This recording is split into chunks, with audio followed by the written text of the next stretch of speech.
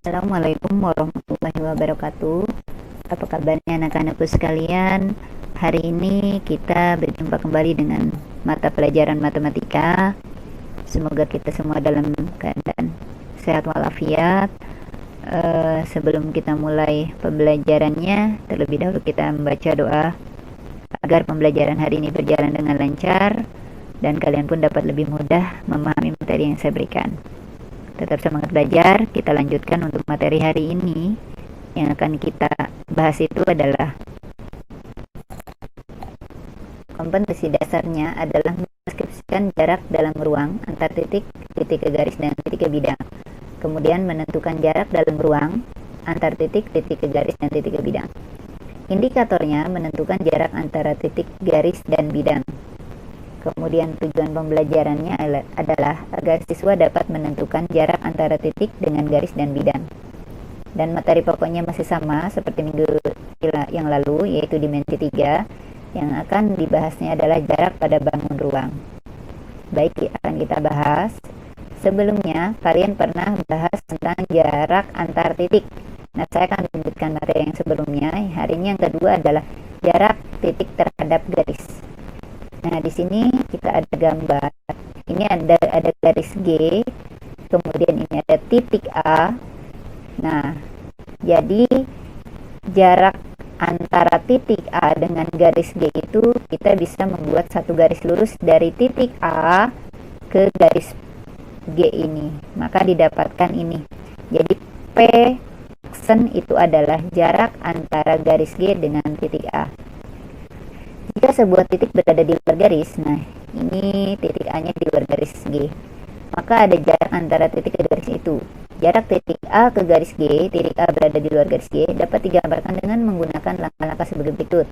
Yang pertama, melalui titik A dan garis G dengan membuat garis AP aksen tegak lurus terhadap garis G. Luas garis AP aksen merupakan jarak antara titik P dan garis G yang diminta. Jadi kita membuat garis tegak lurus membuat sebuah garis dari titik A ke garis G itu tegak lurus sehingga membentuk ada sudut siku-siku. Jadi jarak antara titik dan garis adalah panjang ruas garis yang ditarik dari titik tegak lurus garis. Nah, di sini ada contoh. Perhatikan gambar kubus ABCD EFGH berikut. Nah, ini gambarnya ya. Jika panjang rusuk kubus tersebut 5 cm, ini rusuknya 5 cm, hitunglah jarak titik D ke garis BC, kemudian jarak titik B ke garis EG, jarak titik P ke garis BF, dan jarak titik P ke garis BD.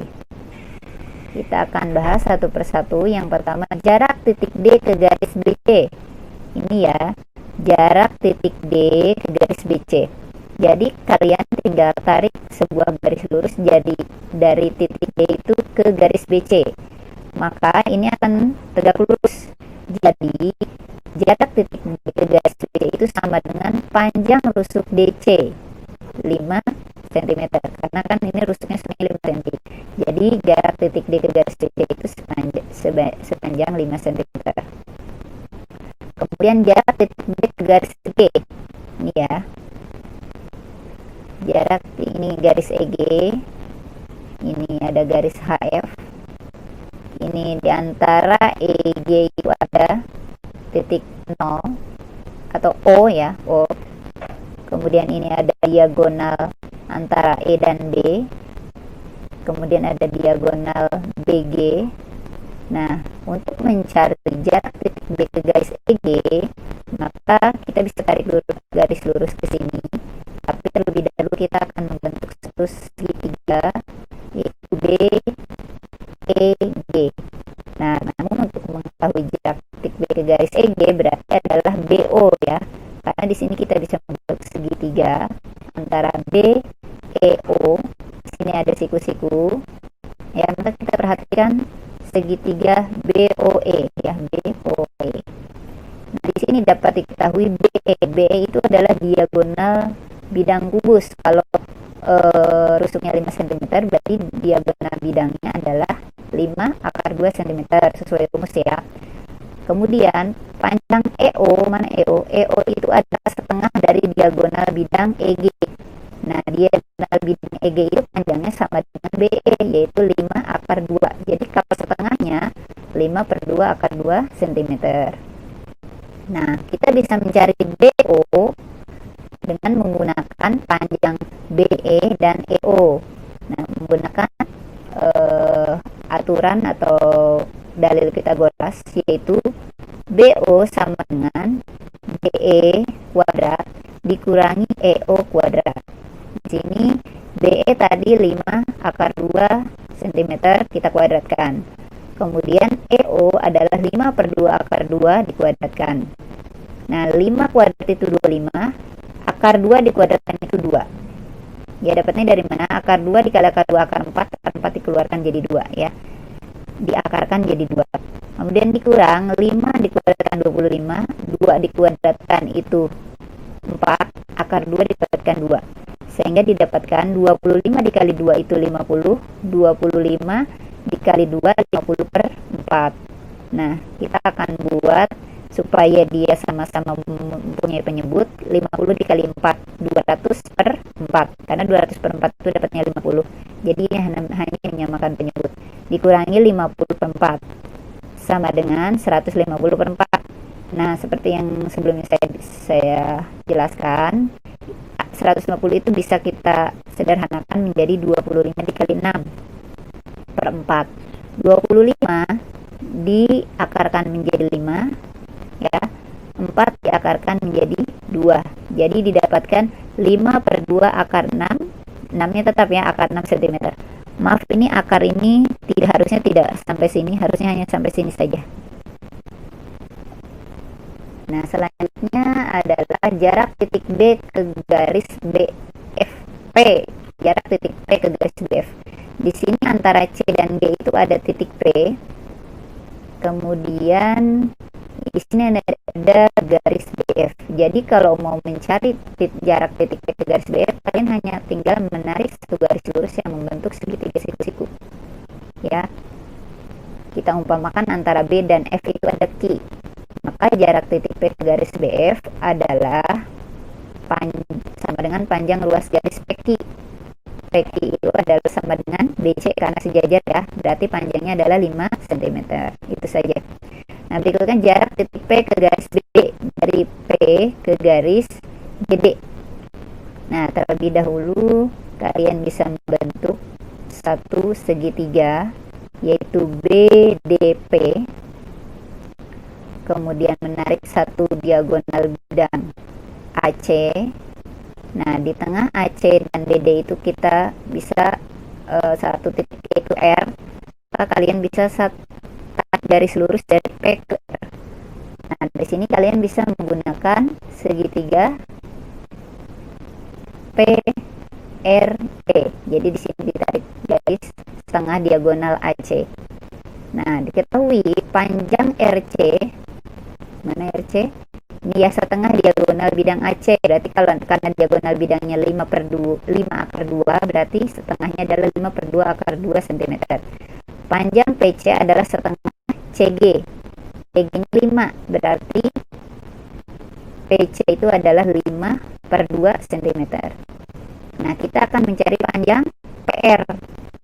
Sama, kita tetap menggunakan aturan Pythagoras, di mana untuk mencari PR itu adalah PC kuadrat ditambah RC kuadrat, atau kebalikannya ya, RC kuadrat ditambah PC kuadrat. Nah, akar dari RC itu tadi 5 per 2 akar 2 dikuadratkan, ditambah PC-nya 5 per 2 akar 2. Didapatkan 5 kuadrat itu 25, 2 kuadrat itu 4. Nah, di sini 2 di akar 2 dikuadratkan itu 2 kali 5.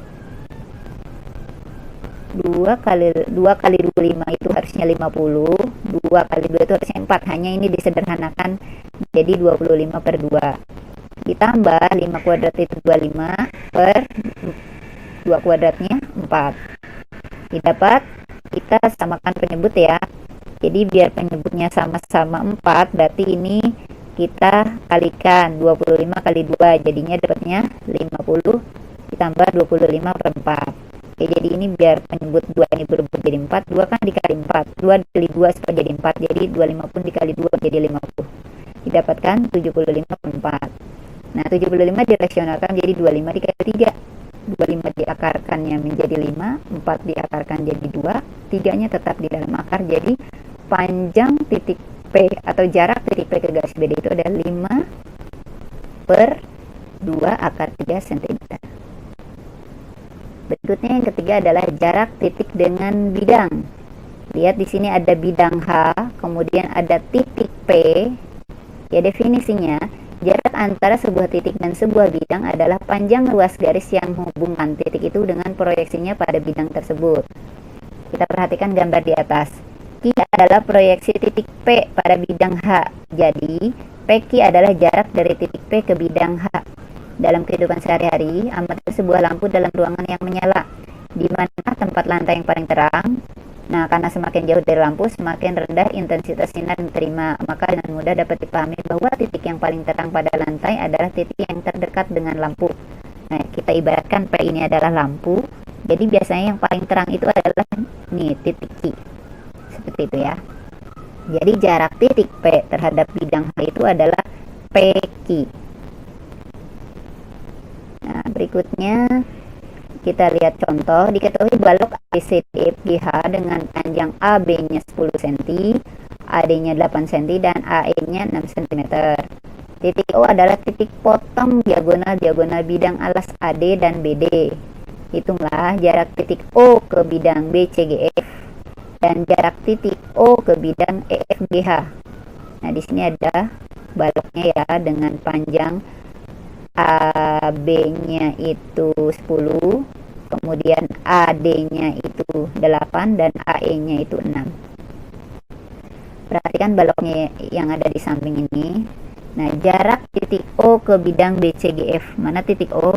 Titik O ini ke bidang BCGF. Ya.